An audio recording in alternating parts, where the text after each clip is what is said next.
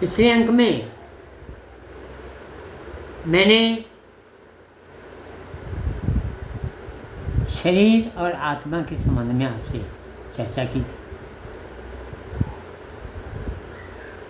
और जन्म के बाद एक अवस्था के बाद व्यक्ति की सबसे बड़ी उलझन होती है कि उसका धर्म और उसका कर्म। उसका कर्म क्या है, उसका धर्म क्या है, ये एक बड़ी जटिल समस्या आज है। पूरे का पूरा विश्व धर्मों में बटा हुआ है। आप देख रहे हैं धर्मों की लड़ाई चल रही है और धर्मों की लड़ाई का फायदा उठा करके राजतंत्र जो है वो सत्ता को अपना रहा है।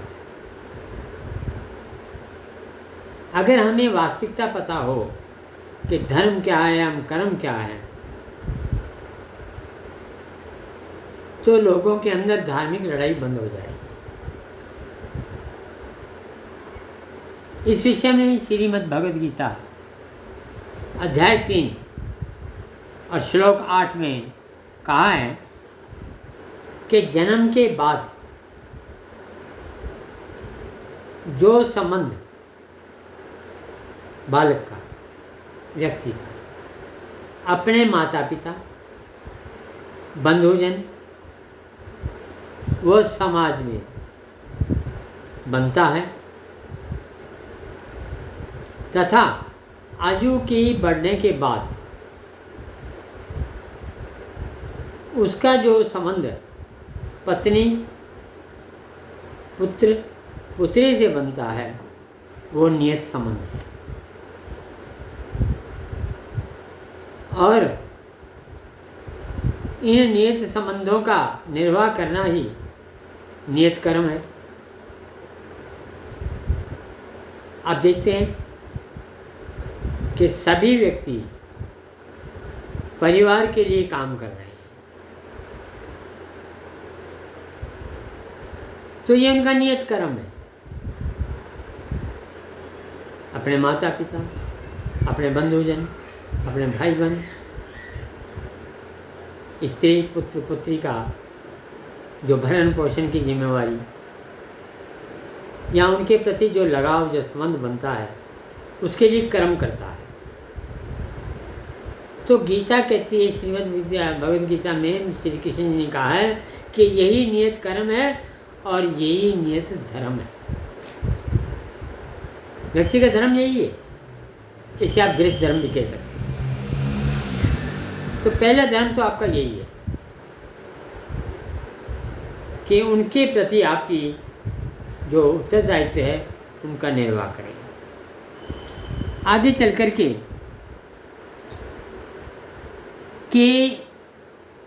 श्लोक 26 में श्री कृष्ण भगवान ने कहा है कि विद्वान मनुष्यों को चाहिए कि त्यागवाद और संन्यासवाद वह कर्म, इनके प्रति जो तर्क वितर्क है, कर्म छोड़ देने की जब बात आती है, संन्यास धारण की बात आती है, इन व्यर्थ वाद विवादों में नहीं पड़ना चाहिए और कर्म करते हुए व्यक्ति को रोकना नहीं चाहिए। क्योंकि अगर वो अपना नियत कर्म नहीं बनाता, परिवार के प्रति जो दायित्व वो नहीं पूरा करता है, तो इसका मतलब अपने धर्म का निर्वाह नहीं कर रहा। लेकिन यहाँ हमने धर्मों का अर्थ ही कुछ अलग से लीजिए।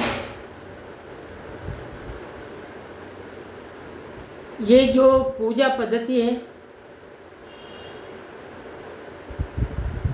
ये पूजा पद्धति को हमने धर्म मान लिए। इस्लाम नमाज की ओर जाता है, हिंदू मंदिरों में जाता है, ईसाई चर्च में जाता है, यहूदियों का अपना धर्म ग्रंथ। तो सभी के धर्म ग्रंथ हैं और सभी के मंदिर मस्जिद वगैरह सब है। इनकी पूजा पद्धति अलग है। पूजा पद्धति धर्म नहीं होता है। ये तो एक समुचित जीवन जीने की, अपने इष्ट के प्रति श्रद्धा जो है वो रखते हैं, तो ये हमारा धर्म नहीं है। आप थोड़ा सा विचार कीजिए कि जब बालक पैदा होता है उसका क्या धर्म होता है। अगर तो वो किसी मुस्लिम परिवार में पैदा हो गया तो सुन्नत करेंगे। अगर वो किसी सनातनी हिंदू धर्म के परिवार में पैदा हो गया तो वो यज्ञोपवीत करेंगे। और अगर वो किसी और धर्म पैदा होता है, ईसाई धर्म में होता है, तो क्रॉस लगा देंगे। तो ये जन्म के बाद के चक्कर हैं।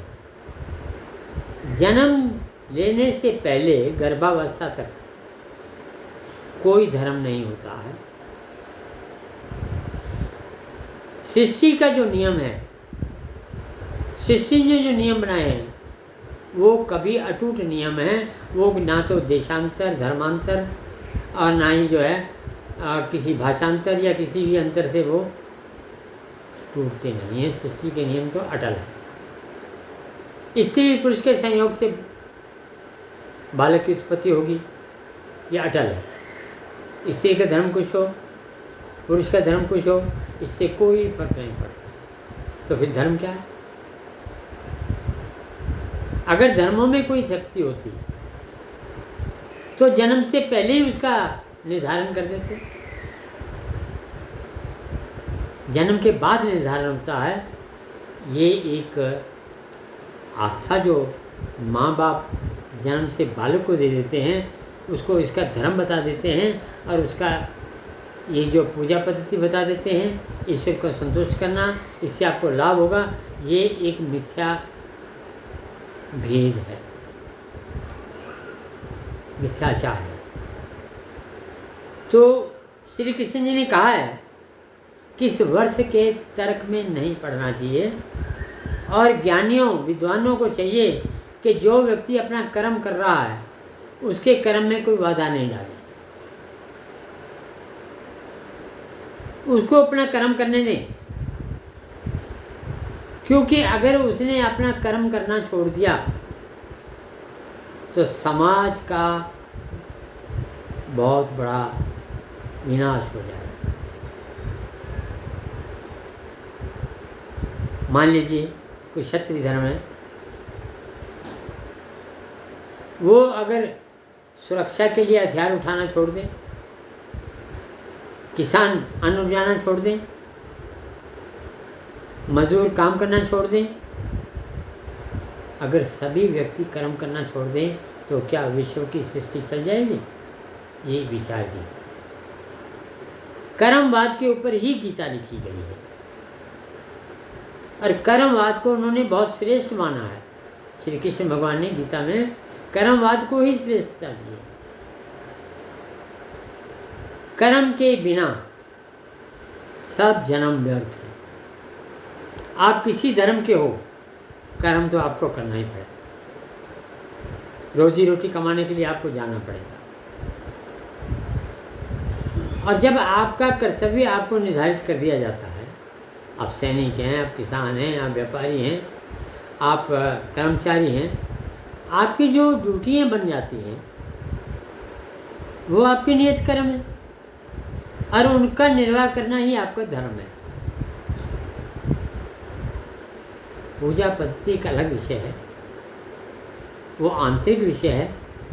सांसारिक विषय तो ये है कि संसार के अंदर सबका धर्म एक ही धर्म है, मानव धर्म, जो अटल है।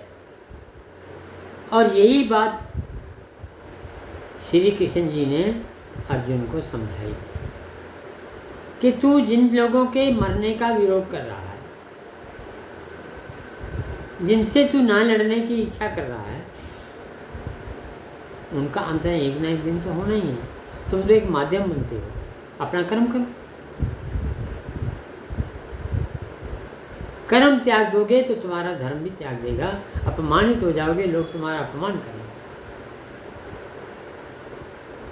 तो सबसे ज़्यादा महत्व जो है कर्म योग को ही गीता, श्रीमद् भगवद गीता में दिया है, और कृष्ण जी ने कर्म योग को ही महान योग बताया है। इस कर्म योग को आप चाहें तो गृहस्थ आश्रम कह सकते हैं। शुरू से लेकर आखिर तक यही आपके साथ चलने वाला है। और आप जितने भी हैं, किसी भी धर्म के हैं, किसी भी कर्म के, किसी भी धर्म के आप क्यों ना हो, आपको कर्म तो करने ही पड़ते हैं। कर्म के बिना तो जीवन का निर्वाह असंभव है।